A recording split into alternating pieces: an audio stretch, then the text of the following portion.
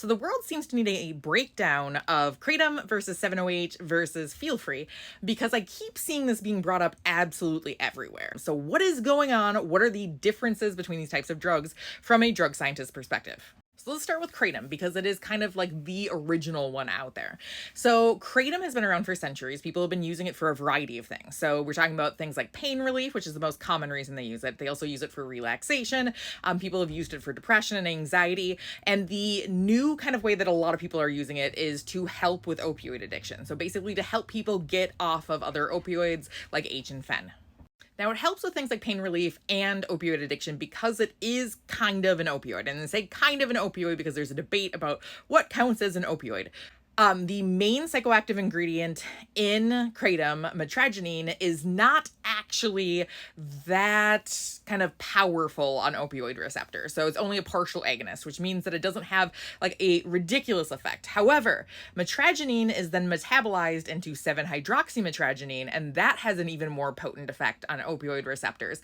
And so that is kind of the more powerful version. But we'll get to 7-OH in a second. Let me finish with Kratom first. So we know that it's most commonly used by decently educated, somewhat rich, middle-aged white men. That is the most common group. But in terms of prevalence, we don't actually know how many people are actually using it. There are suggestions that between 1 to like 10% of people have had lifetime prevalence of this. So have tried it at some point in their lives in the United States. And as a reminder, it is only more recently brought into the United States. It's been very popular in other countries for very long periods of time. It has a very strange legal status in the United States too. So what's interesting here is that the DEA attempted to ban it a while ago. And then people were like, nope, you can't ban that. We like that too much. And so they stopped trying to ban it. But now it's kind of resurfacing again. So now I'm not entirely sure why the Michigan House has decided that they need to ban this because most everyone else has decided that it's just kind of okay to continue. So after the DEA originally tried to ban it, they really just kind of walked back with it and they're like, yeah, sure, whatever. Keep on keeping on. It is a supplement. So there's no regulation of that anyways. So we'll just kind of leave it as it is. You actually look at the scientific research on Kratom, in comparison to other drugs, it is relatively safe and it might have addictive properties, but it seems to potentially be less addictive than other drugs too. Now, I am not saying that it is safe and I am not saying that it is not addictive. I'm just saying in comparison to other things, especially things like 7-OH and Feel Free, Kratom is kind of the least of all of the problems. So since most of the psychoactive side of things in Kratom is the metragenine, you are kind of unlikely to have overdoses from things like Kratom. So it is unlikely to cause respiratory depression in comparison to the other opioids. And so it is relatively safe. And there have been studies looking at the addictive potential of Kratom, and they found that yes, some people can meet some of the criteria, especially things like dependence, like physical dependence. You do develop tolerance to Kratom. You do develop withdrawal from Kratom. But if you're looking at other things like social impairment, so some of those other criteria for addiction, you don't really see a lot of that with Kratom. So again, in comparison, it has a relatively low addictive potential. It has similar side effects to the other opioids. So constipation is the number one. You also get nausea, you get vomiting, you get sweating, things like that. So Kratom itself is not that bad in comparison to other drugs, but we've started kind of making offshoots of it that are not good. So specifically 7-OH and Feel Free.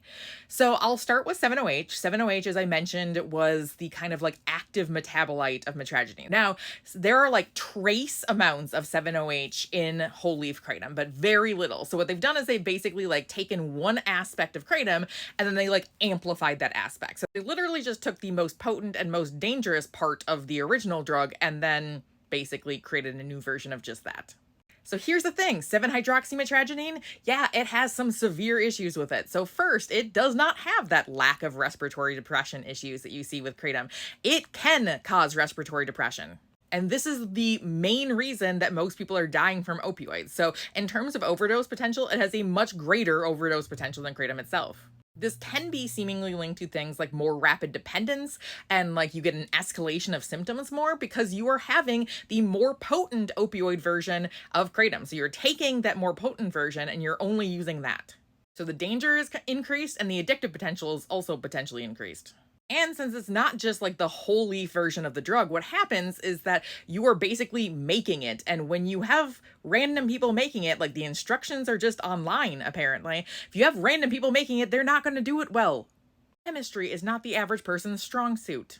So, like, you're potentially adding all sorts of contaminants into the process if you're making it because you have to make it because it is a synthetic version. It is not just kratom itself. And then you're just taking the more dangerous aspects. Now, the last thing is feel free. So, feel free is going back to OG kratom. It is not 7-OH, but it is kratom plus kava. And both of those on their own, relatively low addictive potential due to the two kind of less addictive things combined together to make a more addictive thing. It seems like it based on anecdotes, but here's the problem with all three of these things. We have very little research out there on that. So kratom we have the most research on because people have been using it for centuries, but even so, we don't have a ton of like actual scientific evidence on what mitragynine is actually doing. And then when it comes to 7-hydroxymitragynine, we have even less. And then kava plus kratom together, yeah, even less of that too. Like, most of our information is just case reports. And so there's a whole bunch of articles that are like, these things are potentially bad, but none of the research that explains why they could be bad or what exactly we need to worry about. And yeah, things like kratom could be really good for opioid addiction, but we don't have the research on like what the best treatment plan is for that. Like, we know how to treat things like opioid addiction with methadone. We know how to treat it with bupe, but we don't have the good information on kratom. There's a whole bunch of people who are doing this, but we don't have the evidence in terms of like, here's how you should do it well. This is all getting so confused. Like, the problem is that kratom is becoming more popular in the United States. And so now like the synthetic, weird, terrible version of it, 7-OH, is also becoming more popular. And like, all of this is like, what are you actually taking? You can get all of these at like smoke shops and you can get these at gas stations, and like the packaging is very similar, and the average person is not going to know the like ins and outs of things like kratom versus 7-OH. So like, I would really appreciate it if you could talk to other people about this. If you hear people asking about it, talk about these differences because they're incredibly important. Especially now, we need to be doing the research to actually inform some of these legal decisions that we're making, and we need to have people understand the nuances between the drugs.